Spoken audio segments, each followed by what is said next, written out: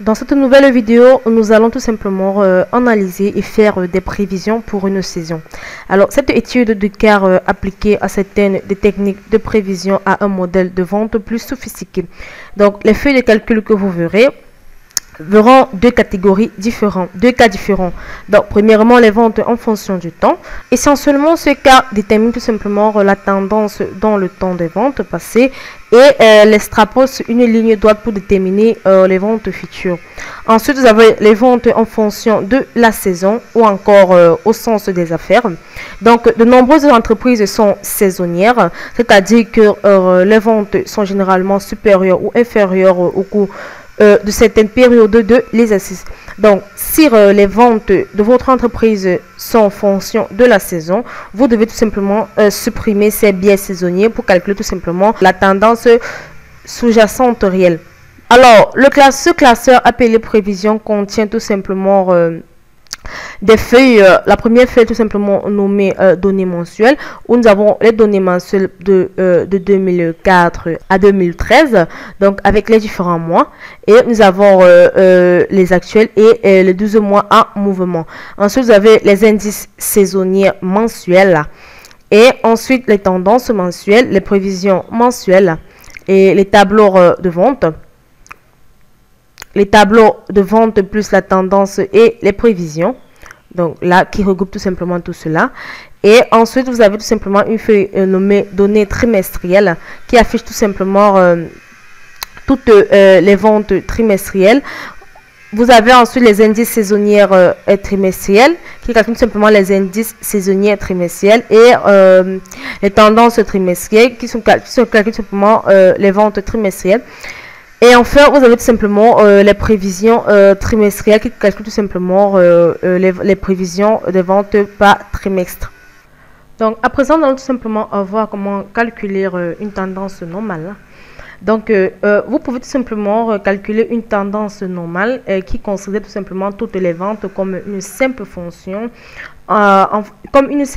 du temps ou une tendance désaisonnalisée, prenant en compte les facteurs saisonniers. Donc, alors, tous les calculs de tendance du classeur utilisent tout simplement une variation de la fonction tendance, qui, rappelez-vous que l'argument x connu de la fonction tendance est tout simplement optionnel. Donc, nous pouvons tout simplement le voir de cette façon. Donc, lorsque vous cliquez la fonction tendance, vous avez les différents arguments. Vous avez le y connu, le x connu, le x nouveau et la constante.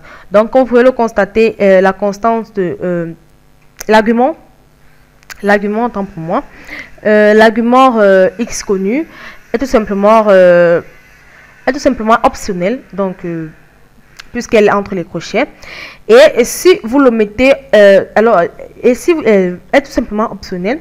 Si vous le mettez, Excel utilise tout simplement le tableau x1 le tableau 1 2 3 jusqu'à n, où n est tout simplement un nombre de valeurs dans l'argument y connu.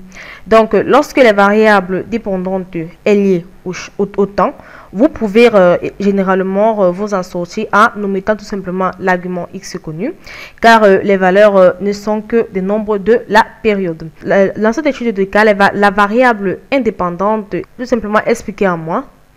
Vous pouvez donc tout simplement omettre l'argument x connu. Et l'argument y connu correspond tout simplement aux données de la colonne réelle. Donc là, lorsque nous supprimons cette formule, là, ici nous avons tout simplement calculé la tendance actuelle, qui utilise tout simplement une formule matricielle avec tout simplement le y connu qui est tout simplement l'actuel, qui est tout simplement toute la case B. Donc là, de BR5 jusqu'à B124. Donc ici, dans notre formule, nous avons tout simplement... Alors, les formules matricielles ne sont tout simplement pas modifiables, donc nous l'avons vu dans les précédentes vidéos. Donc, pour calculer la tendance normale, nous avons tout simplement d'abord calculer les actuels avec tout simplement la formule matricielle qui est tout simplement égale aux actuels. Et ensuite, nous avons tout simplement calculé notre tendance normale avec la fonction tendance qui utilise le y connu qui est tout simplement les actuels, qui est ensuite la colonne B qui affiche tout simplement les actuels. Alors, pour avoir une idée de si la tendance est proche de vos données, nous avons tout simplement la cellule F2 qui calcule tout simplement la corrélation entre la valeur de la tendance et les chiffres de vente réels. Donc là, nous avons tout simplement la formule qui est tout simplement une formule aussi matricielle qui utilise la fonction corrélation, coefficient de corrélation et actuelle, donc la plage nommée actuelle comme matrice 1 et ensuite la tendance comme matrice 2, donc utiliser la fonction tendance comme la matrice 2 et avec le Y colonne qui est tout simplement la formule, la plage nommée actuelle. Donc les valeurs de la colonne B de la feuille de tendance mensuelle sont liées aux valeurs de la colonne actuelle de la feuille de calcul, tout simplement données mensuelles. Donc là, comme vous voyez, nous avons tout simplement nommé cette plage actuelle.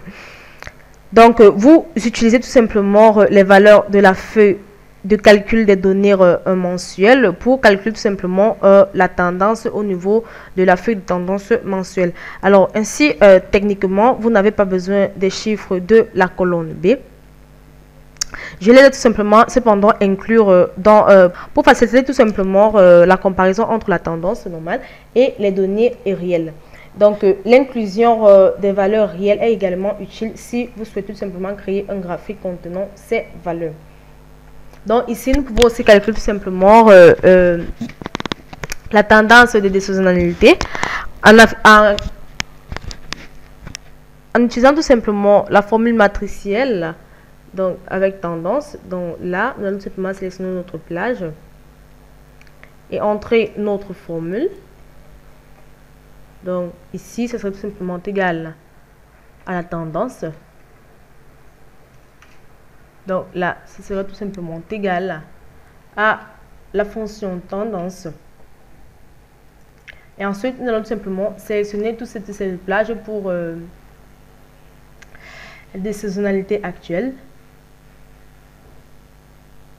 comme argument pour le Y connu. Ensuite, nous allons